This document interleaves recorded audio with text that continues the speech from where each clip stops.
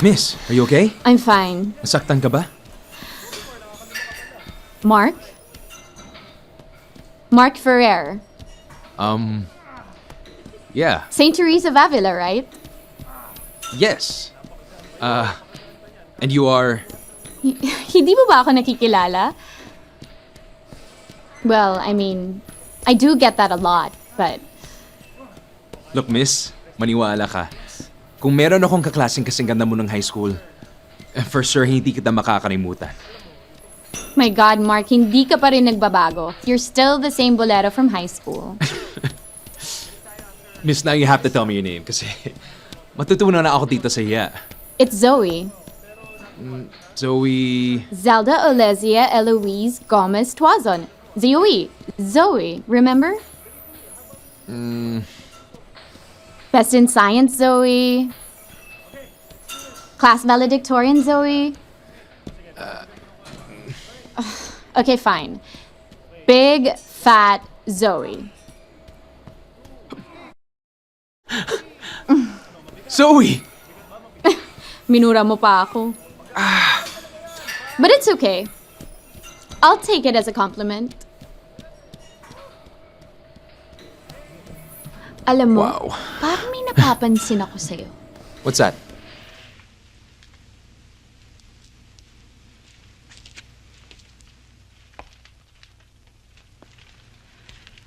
Paano napunta sa mag-amang Torres ang hasyenda namin sa Batangas?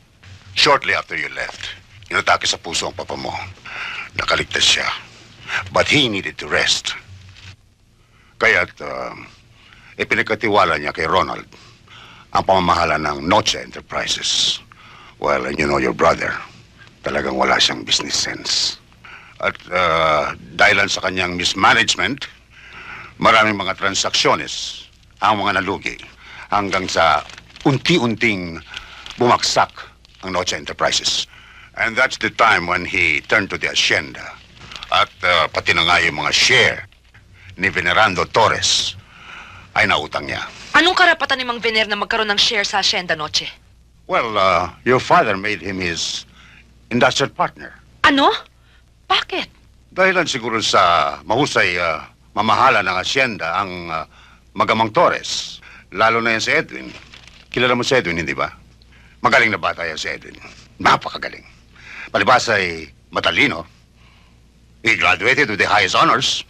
That's not enough para gawin silang kasosyo. To think na pinag-aral lang siya ng papa. Ira, matagal nang pinutol ng kapatid mo ang scholarship ni Edwin. At ang lahat ng kanyang tinatamasa ngayon ay bunga ng kanyang sariling pagsisikap. You mean, attorney, talagang wala na kaming pag-asang mabawi ang hasyenda? It's all there in black and white.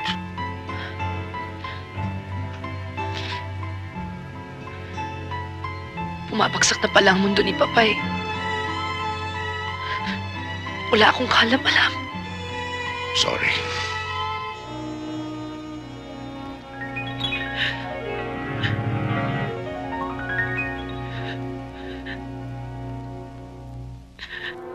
Good afternoon, ma'am. Ma'am, baka. Ganda na po po, ma'am. Ito, buhatin mo na to.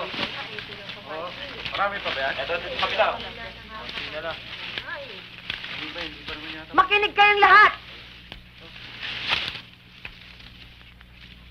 Alam ko na ang iba sa inyo ay galing sa plantasyon. Binigyan ko kayo ng pagkakataong makapagtrabaho dito sa planta para naman madagdagan ang tinatanggap ninyo sa buwan-buwan. Nakarating sa akin ang balitang magtatayo kayo ng unyon at magwewelga. Hindi kayo magtatagumpay. Ang hindi makatiis sa palaka dito ay pwede nang umalis. Pinalis ko na ang dati ninyong kapatas at isa sa inyo ang ipinalit ko. Si Anselmo, susundin niyo ang lahat ng kanyang iutos. Maliwanag ba? Opo, ma'am. Opo. Bilang bagong kapatas ninyo, gusto kong itaas ang kota natin linggo-linggo. Si Anselmo palang Ibang bagong track sa halip kapatas. ng dalawa. Gusto kong doblehin nyo ang sipag nyo sa trabaho. Ayoko ng tatamad-tamad. Anselmo? Anselmo, tama na!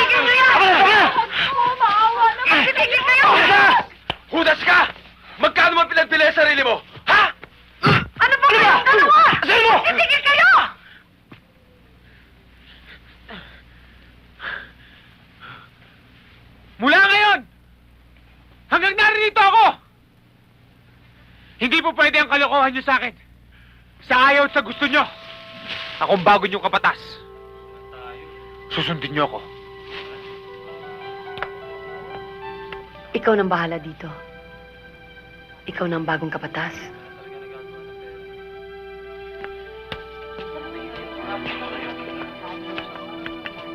Kagabi pinaghintay mo ako. Hindi mo naman dati yung ginagawa.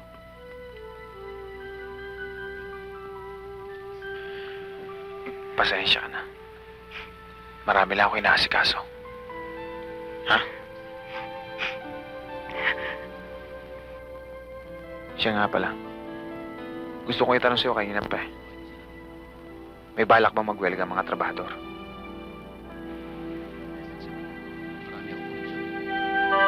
Esther, Pati ba naman ako, Ansel? Esther, akala ko ba mahal mo ako? Mahal kita. Pero hindi ko pinagbibili ang kaluluwa ko. Esther!